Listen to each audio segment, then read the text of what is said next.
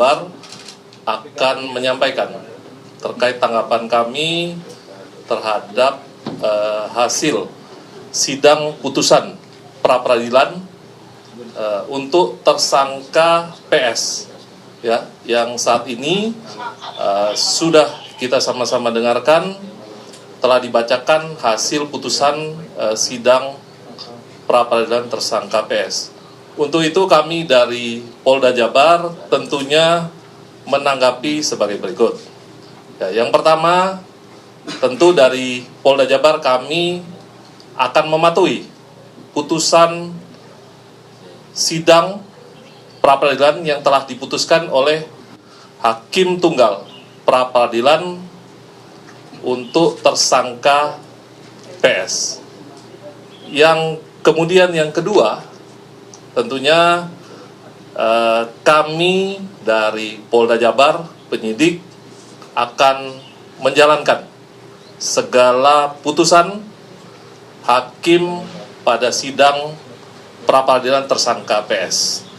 Itu yang dapat saya sampaikan, hanya dua hal terkait tanggapan kami terkait hasil sidang putusan tersangka PS. Hasil pengamatan kami, makanya kami tadi hadir, mendengar, mencermati apa pertimbangan hakim sampai dengan putusan diberikan.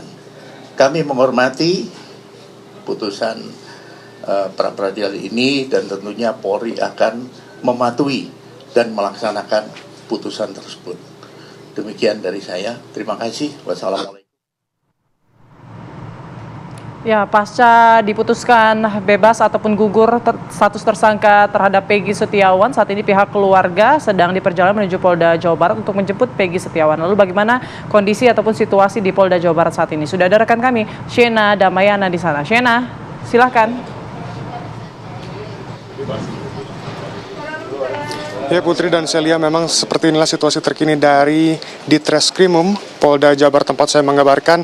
Memang di sini sudah ada rekan-rekan pers yang menunggu kedatangan dari pihak keluarga maupun juga dari pihak kuasa hukum Peggy Setiawan. Memang di sini pun sudah ada beberapa pengacara yang juga sepertinya akan beberapa menit lagi keluarga dari Peggy Setiawan atau kuasa hukum dari Peggy Setiawan ini sampai di Polda Jawa Barat. Dan tadi pun memang Kabid Humas dari Polda Jawa Barat yaitu Abraham Abbas telah melakukan konferensi pers yang menyatakan poin-poin penting, yaitu ada 2 poin penting yang kami tangkap pemirsa, yaitu Polda Jabar ini akan mematuhi segala putusan dari Hakim Tunggal terhadap tersangka Peggy Setiawan. Selanjutnya juga ada Polda Jabar ini akan menjalankan segala putusan dari hakim pada persidangan dan juga akan melaksanakan segala hal yang dituntut dari pra-peradilan yang barusan ini sudah selesai.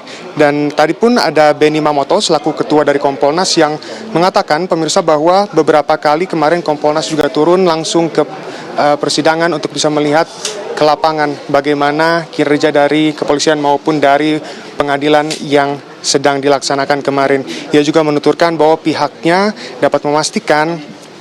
belum dapat memastikan kapankah Peggy Setiawan ini bisa keluar dari status tersangka atau dari Polda Jabar ini. Meskipun demikian, memang kami sampai saat ini masih menunggu kedatangan dari pihak keluarga dan juga pihak kuasa hukum dari Peggy Setiawan. Demikian. Baik, terima kasih. Shena Damayana mengabarkan langsung dari Polda Jawa Barat. Ya pemirsa, kita lanjutkan dialog kita tadi bersama dengan pakar hukum pidana Anda Pak Jamin Ginting. Pak Jamin, kalau Anda lihat saat ini memang status tersangka dari Peggy Setiawan ini sudah digugurkan dalam putusan hari ini. Langkah kedepannya sebenarnya dari kasus ini akan seperti apa, Pak? Ya, kalau penetapan tersangkanya sudah dinyatakan tidak sah, secara otomatis harusnya dia dibebaskan dari segala upaya paksa yang pernah dilimpahkan kepada dia. Apakah terkait dengan penahanannya, apa terkait dengan barang sitanya harus dikembalikan, dan semua haknya sudah direhabilitasikan tadi dalam putusan tersebut. Sehingga dia kembali keadaan semula, bukan pelaku seperti orang biasa saja. Nah, selanjutnya penyidik kepolisian Polda Jawa Barat harus mencari yang namanya Peggy Peron itu siapa, begitu. Itulah yang harus diidentifikasi sesuai dengan daftar pencarian orang yang pernah dikeluarkan. Nah, ini pun harus lebih hati-hati, jangan sembarangan pula. Jangan terulang lagi kedua kalinya kasus seperti ini. Jadi, Peggy Peron yang diucapkan dalam putusan Mahkamah Agung itu harus benar-benar diperiksa. Semua yang namanya Peggy Peron dipanggil, diperiksa satu persatu sebagai saksi terlebih dahulu, lalu dihadirkanlah nanti para saksi yang lain, dilihat pakai kaca, Pak Jamin. gitu ya. Nah, dilihat siap, periksa lebih lanjut lagi dengan para Baik, Pak Jamin. saksi-saksi yang lain dalam bukti begitu. Ya. Baik, Pak Jamin, kita tunda dulu dialog kita. Pak Jamin, saat ini sudah tiba pihak keluarga Peggy Setiawan di Polda Jawa Barat untuk menjenguk ataupun menjemput, maksud kami menjemput Peggy Setiawan yang hari ini sudah digugurkan status tersangkanya. Kita dengarkan bersama, pemirsa. Semoga Tuhan membalas segala kebaikan para wartawan dan seluruh masyarakat Indonesia. Sebelumnya kuasa hukum sudah berkoordinasi dengan pihak polisi, Bang, untuk nantinya mau menjemput Peggy ini, Bang? Oh iya, sudah kita intinya bahwa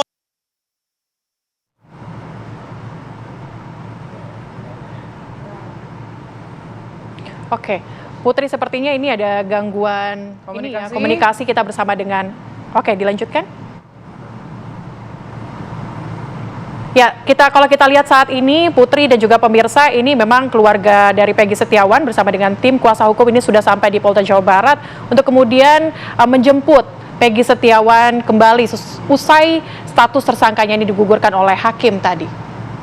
Baik, didampingi oleh kuasa hukum, Ibunda beserta dengan keluarga Peggy Setiawan ini sudah memasuki lobi dari Polda Jawa Barat. Tampaknya juga sudah bersiap untuk memberikan pernyataan di depan awak media, namun sepertinya kita mengalami gangguan sinyal, Celia. Mungkin kita boleh sapa kembali Pak Jamin. Pak Jamin Ginting masih terhubung dengan kami? Masih. Ya, masih.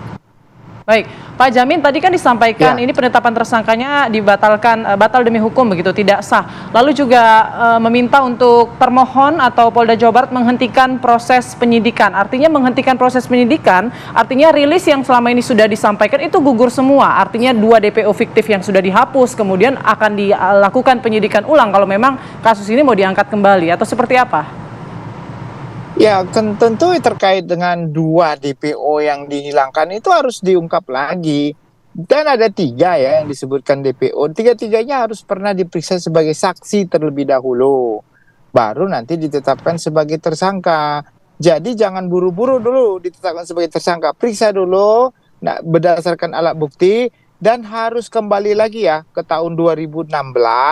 Alat bukti apa yang bisa dibuka? Contoh, di situ ada CCTV, di situ ada handphone para pelaku, kurang lebih ada 6 handphone, informasi begitu ya katanya. Lalu terkait dengan alat yang digunakan untuk melakukan kejahatan, bisa nggak itu diambil lalu disidik? Kira-kira dari semua alat bukti itu siapa yang paling mendekati pelaku DPO ini? Nah, harus diperiksa semua begitu, baru nanti dengan bukti yang sangat akurat, baru boleh ditetapkan tersangka. Jadi nggak cukup dengan hanya putusan pengadilan Mahkamah Agung terhadap 8 orang itu, nggak bisa. Hanya cuma itu saja. Jadi memang agak sedikit lebih berat ya.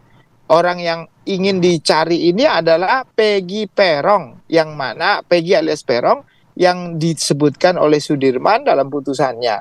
Nah, sesuai dengan DPO. Nah, DPO itu kan ada daftarnya ya. DPO ada nama, alamat, jenis kelamin, orang tuanya, dan ada sidik jari di DPO itu yang kira-kira seperti itulah sidik jarinya. Itulah yang harusnya dicermati dan dicari siapa yang identik dengan DPO yang didaftarkan atau yang dibuat oleh penyidik ini. Tapi sekali lagi dengan penuh kehati-hatian dan bukti yang cukup, Mbak Putri. Oke, ini artinya 2 DPO yang memang sudah dihilangkan, kemudian juga nama Peggy Setiawan, Peggy alias Peron ini maksud kami, ini harus dicari terlebih dahulu begitu ya oleh Polda Jawa Barat untuk kemudian membuka terang kasus ini, begitu menurut Anda? Kalau orang sudah dijadikan DPO, tentu dia sudah dijadikan tersangka terlebih dahulu. Kalau sudah dijadikan tersangka terlebih dahulu, maka harus sudah pernah diperiksa sebagai saksi terlebih dahulu. Jadi dari 3 DPO ini harusnya diperiksa dahulu sebagai saksi. Jadi jangan jadi belum pernah diperiksa sebagai saksi atau DPO begitu. Jadi sebenarnya DPO yang diciptakan ini harus dikaji ulang lagi. Karena setiap DPO yang sudah ada itu belum pernah diperiksa sebagai saksi. Jadi saran saya sebaiknya diperiksa dulu semua seorang sebagai saksi ya, bukan sebagai tersangka. DPO-nya dianulir dulu, gitu. Itu lebih tepat lagi ya. Dianulir dulu DPO-nya dengan berita acara pemeriksaan atau dengan gelar perkara. Setelah dianulir DPO-nya karena belum ada cukup bukti, lalu dikeluarkanlah sprindik baru ataupun penyelidikan baru atau penyelidikan lanjutan. Nah, itulah nanti dicari barang bukti dan alat buktinya. Dari situlah nanti baru ditetapkan siapa kira-kira pelaku DPO itu ada. Kalau sama sekali dari 3 itu memang nggak ada satupun yang mendekati, ya terpaksa harus dihentikan, memang nggak ada. Tapi kalau ada orangnya, buktinya sudah cukup, ada laporan masyarakat yang disebut Peggy Peron itu adalah ada orangnya, maka diperiksa terlebih dahulu dia sebagai saksi, baru nanti berdasarkan bukti yang ada yang saya sebutkan tadi, ditetapkan menjadi tersangka. Prosedurnya itu ya begitu ya Mbak. Oke, baik, terima kasih banyak penjelasannya Pak Jamin Ginting telah bergabung bersama kami di Apa Kabar Indonesia. Selamat siang, sehat selalu Bapak.